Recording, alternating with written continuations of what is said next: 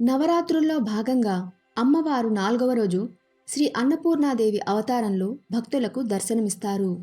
దేవీ నవరాత్రుల్లో 4వ అలంకరణ ఎంతో ప్రాధాన్యత ఉన్న అలంకరణ. సృష్టిలో ప్రతి ప్రాణికి ఆహారం అవసరం. ఈ ఆహారమును ప్రసాదించే దేవి అన్నపూర్ణాదేవి. అమ్మవారి అవతారాల్లో 4వ అవతారం అన్నపూర్ణాదేవి.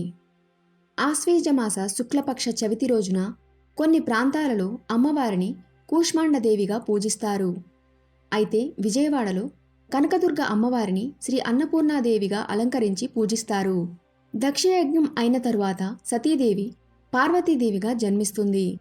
పెద్దయ్యాక ఈశ్వరుడిని పెళ్లి చేసుకోవాలని కోరుకుంటుంది. పరమశివుడు హిమాలయాల్లో ఘోర తపస్సు చేస్తుంటాడు. ఆ విషయం తెలుసుకుని పార్వతి హిమాలయాల్లో తపస్సు చేసుకుంటున్న ఈశ్వరుడిని ఆరాధిస్తుంది. దాంతో శివుడు చలించకపోవడంతో మన్మధుడు శివుడిపై బాణాన్ని వేస్తాడు.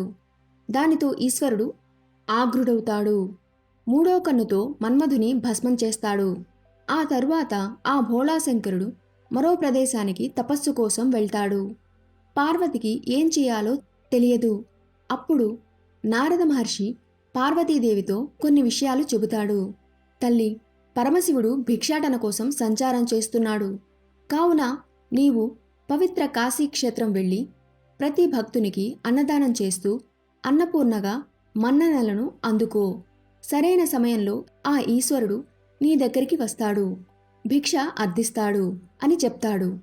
నారద మహర్షి చెప్పినట్టు పార్వతీదేవి అన్నదానం చేస్తూ అన్నపూర్ణగా ఆరాధింపబడుతున్న సమయంలో మహాశివుడు భిక్షకై అన్నపూర్ణ ముందుకు వచ్చాడు. పార్వతీదేవి భర్తను గుర్తుపట్టి చేయి పట్టుకుంటుంది. దానితో భోళాశంకరుడికి సర్వము అర్థమై పార్వతీదేవియే అన్నపూర్ణ అని తెలుసుకుని ఆమెను స్వీకరించాడు.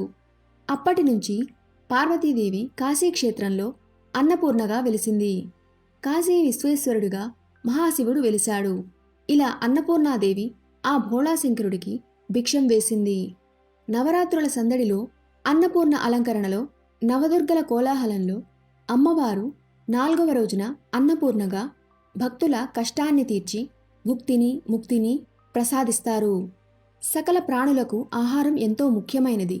కాశీలో గంగ అందరి దాహం తీరిస్తే అన్నపూర్ణాదేవి అందరి ఆకలి తీరుస్తుంది. కాశీలో ఆ పరమశివుడు విశ్వేశ్వరుడి రూపంలో స్థిరంగా నివాసం ఉంటాడని భక్తుల నమ్మకం. అందుకే కాశీకి అంత ప్రత్యేకత, విశిష్టత.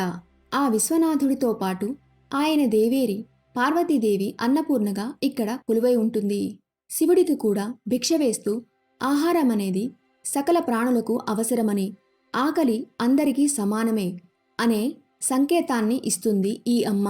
శివుడినే పెళ్లి చేసుకోవాలని పూజిస్తున్న పార్వతీదేవి గురించి విన్న శివుడు ఒక భిక్షపాత్ర పట్టుకుని భిక్ష కోసం తిరుగుతూ పార్వతీదేవి ఇంటి దగ్గరకు వెళ్ళాడు. సాక్షాత్తు ఆ పార్వతీదేవి శివుడికి భిక్షపాత్రలో అన్నం పెడుతుంది. ఆ లయకారుడికి ఆకలి తీర్చిన అమ్మవారే ఆయనకు భార్యగా మారుతుంది. కైలాసం నుండి వచ్చిన శివుడు ఈ భూమండలంలో కాశీక్షేత్రాన్ని నిర్మించి స్థిరనివాసం ఉంటాడని, ఆయనతో పాటు ఆయన ఆకలి తీర్చిన అమ్మవారు అన్నపూర్ణాదేవిగా కాశీలో కొలువై ఉంటుంది. అందుకే కాశీలో ఎవరికి ఆకలి బాధలు ఉండవని చెబుతారు. శివుడికి భిక్ష వేస్తున్న రూపంలో అన్నపూర్ణ దర్శనం ఇస్తుంది. అమ్మవారికి నవరాత్రుల సందర్భంగా బంగారు చీరను అలంకరిస్తారు. అన్నపూర్ణాదేవిని గులాబీ రంగు పూలతో పూజిస్తారు. అన్నపూర్ణాదేవి సకల ప్రాణులకు ఆకలి బాధలు తీర్చి వాక్శుద్ధిని, ఐశ్వర్యాన్ని ప్రసాదిస్తుంది. ఈ రోజు ఎవరికి సాధ్యమైనంత మేర వారు పేదలకు దాన ధర్మాలు చేస్తారు. ముఖ్యంగా సాధ్యమైనంత వరకు అన్నదానం చేస్తారు. దీనివల్ల ఆ అన్నపూర్ణాదేవి చల్లని చూపులకు పాత్రులవ్వచ్చని ప్రజల నమ్మకం.